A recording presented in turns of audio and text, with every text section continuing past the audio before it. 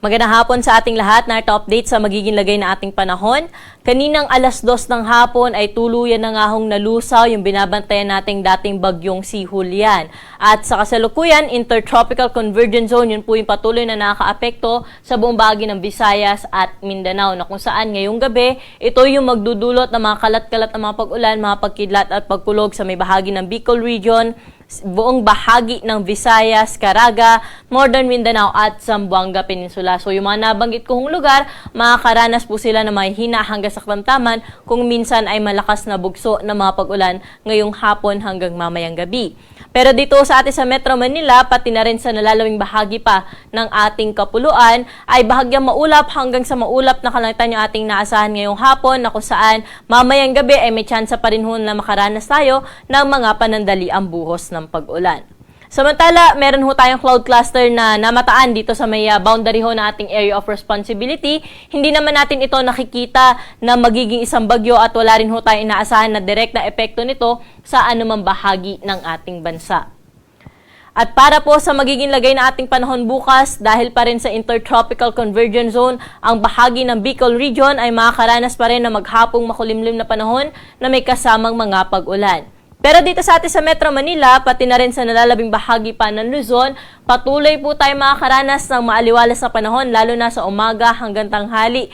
Pero pagsapit ng hapon at gabi, mataas pa rin ho yung tsansa na mapanandali ang buhos ng pag-ulan dala ng localized thunderstorm. Kaya kung lalabas tayo na ating mga tahanan, huwag kalimutang magdala ng payong dahil posible yung mga dagli ang pag-ulan sa hapon at sa gabi. Meron naman ho tayong mga nilalabas na mga babala katulad po ng thunderstorm advisory, na kung saan pinupost po natin ito sa ating social media accounts pati na rin sa ating website. Para po sa temperatura natin bukas sa Metro Manila, 25 to 33 degrees Celsius, Baguio City 17 to 24 degrees, Lawag 32 degrees Celsius ang pinakamataas na temperatura, 33 degrees naman po sa bahagi ng Tuguegarao City. Sa may Tagaytay, 24 to 32 degrees Celsius agad ng temperatura bukas, at sa Legazpi City, 25 to 32 degrees Celsius.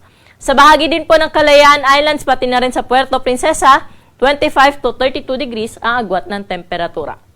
Sa magiging lagay naman ng panahon dyan sa bahagi ng Visayas at Mindanao, partikular na po dito sa may Eastern at Central Visayas, Caraga at sa may Northern Mindanao, magiging makulimlim pa rin po ang panahon bukas at may kasama ho itong mga kalat-kalat na mga pag-ulan dala ng Intertropical Convergence Zone.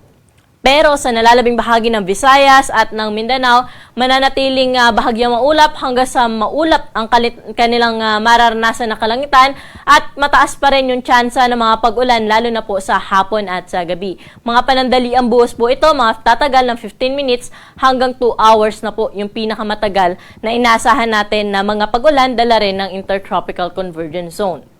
Temperatura natin bukas sa Iloilo ay 26 to 32 degrees Celsius, Metro Cebu, 26 to 31 degrees. Sa bahagi naman po ng Tacloban, pati na rin sa Cagayan de Oro, aabot sa 32 degrees ang maximum temperature.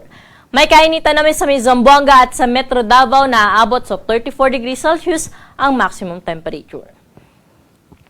Sa mga kababayan naman ho natin na maglalayag, wala tayong gale warning na nakataas sa anumang baybayin na ating karagatan, ngunit pinag-iingat pa rin po natin yung ating mga kababayan na maglalayag, lalo na po sa may Northern Luzon area, dahil posible pa rin po dyan yung katamtaman hanggang sa maalon na karagatan.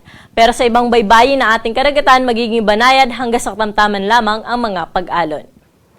At para po sa ating 3-day weather outlook sa mga pangunahing syudad sa ating bansa, partikular na dito sa Metro Manila, Baguio City at Legazpi City, na kung saan wala tayong inaasahan na weather systems na posible magdulot ng malawakang mga pag-ulan. Kaya makikita po natin hanggang Martes, sa mga nabanggit na syudad ay makakaranas pa rin ng fair weather condition o maaliwalas na panahon, pero pagsapit ng hapon at gabi, mataas yung tsansa na mga panandaliang buhos ng pag-ulan. Temperatura natin dito sa Metro Manila for the next 3 days ay mula 25 hanggang 33 degrees Celsius, Baguio City 17 to 24 degrees, at sa bahagi ng Legazpi City 25 hanggang 33 degrees Celsius. Sa mga kababayan naman po natin sa Metro Cebu, Iloilo at Tacloban, improving weather condition o maaliwalas sa panahon po ang naasahan natin mula Linggo hanggang Martes. Kung may mga pag-ulan po tayong maranasan dyan, mga panandalian na lamang sa hapon at sa gabi. Temperatura sa Metro Cebu for the next 3 days ay 25 hanggang 33 degrees Celsius. Sa bahagi ng Iloilo, 25 hanggang 33 degrees Celsius din po. Ganun din sa bahagi ng Tacloban City. Sa mga kababayan naman po natin sa Metro Davao, Cagayan de Oro at sa Zamboanga City, maaliwalas sa panahon din po ay naasahan natin dyan for the next 3 days. May mga pag-ulan nga rin po, lalo na sa hapon at sa gabi, pero ito ay mga isolated cases lamang at pwede nga ho nating monitor yung mga advisories na ating nilalabas sa ating mga social media accounts. Metro Davao, may kainitan pa rin sa 33 degrees Celsius na maximum temperature for the next 3 days. Ganun din po sa bahagi ng Cagayan de Oro at 34 degrees naman sa may bahagi ng Zamboanga City. At ang araw po natin dito sa Kamunilaan ay lulubog ng 5:43 ng gabi at muli po itong sisikat bukas ng 5:46 ng umaga. Para sa karagdagang impormasyon ukol sa lagay nating panahon, mangyaring i-like at i-follow kami sa aming social media accounts sa DOST_Pag-asa at bisitahin ang aming website sa pag-asa.dost.gov.ph.